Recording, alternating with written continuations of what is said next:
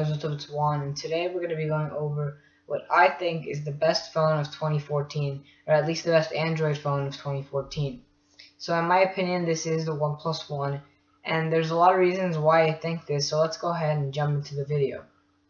So the OnePlus One came out in May 2014, and everybody was surprised by it as it was a startup from a startup company that really nobody had any idea about.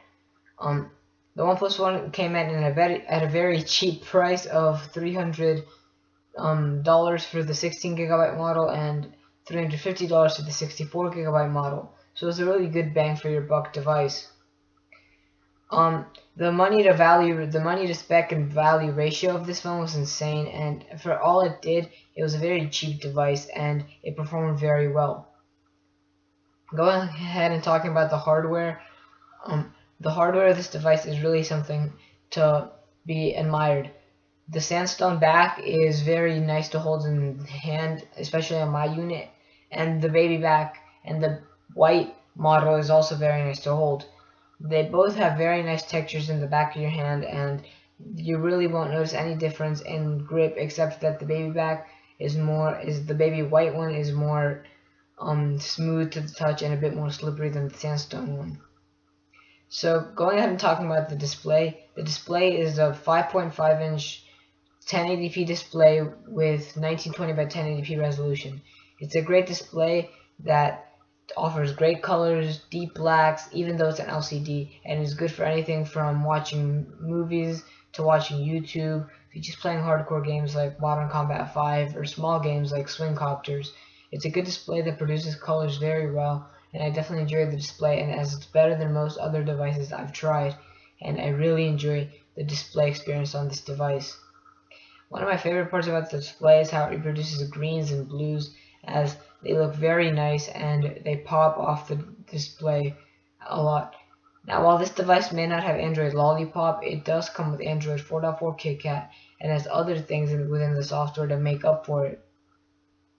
It has Android 4.4 KitKat, like I mentioned before, but other features in the software like the themes showcase for CyanogenMod or the gestures to turn on the display definitely make up for the lack of lollipop material design, which you can pretty much get on KitKat if developers implement it into their apps. Now, the battery of the OnePlus One is very good, and I haven't had to carry around with me a portable charger like I would have to with many other devices because of the 3200 mAh battery that is found inside the phone. It's a great battery that will last you all day if you're a heavy user, and if you're a moderate user, you might even get 2 days out of the battery. The keyboard perks of having a big phone include the keyboard, as you get a lot of typing space here.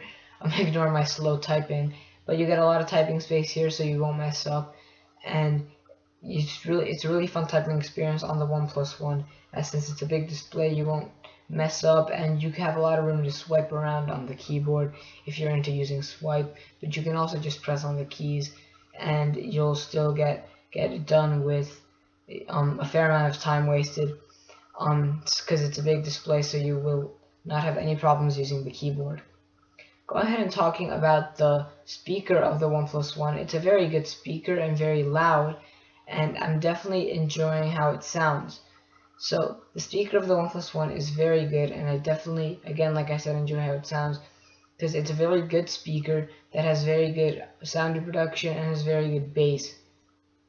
So, like I said before, the bass is outstanding, and while it doesn't compete with HTC's boom sound, it's one of the best bottom firing or side firing speakers that I've ever seen. And it's better that the speaker isn't positioned at the back instead of the front, because then it would get muffled when you put it face up on a table.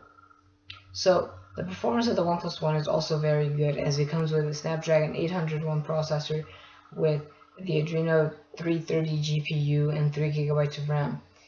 It's a really fast device, whether you're just browsing the settings, changing an icon pack, or doing some easy tasks like that, or just maybe playing a game, a very light game like the before mentioned Swing Copters. It scrolls without any hiccups at all, and it flies through easy tasks like butter. If you're playing a hardcore game like Modern Combat 5, it'll again slice through it like butter, as the Snapdragon 801 chip is very smooth on any type of game you might throw at it. like I said before, the performance is something to be marveled at, and especially since it's such a cheap device, it performs very well for its price tag of $300 for the 16GB model and $350 for the 64GB model. Now, the company itself is not the best company in the world, as the customer service is not the best out there. Comparing this phone to the HTC One M8 or the Nexus 5, it's not as well built as the M8, but in my opinion, its user experience is better, as I prefer CyanogenMod over Sense.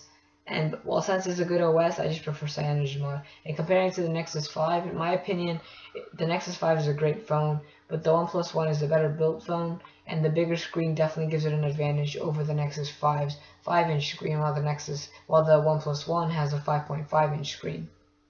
So guys, that was my best Android phone of 2014.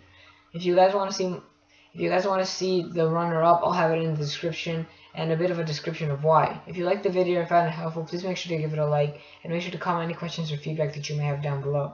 If you want to see more Apple content like this, please subscribe to the channel. And as always, thanks for watching and have a great day.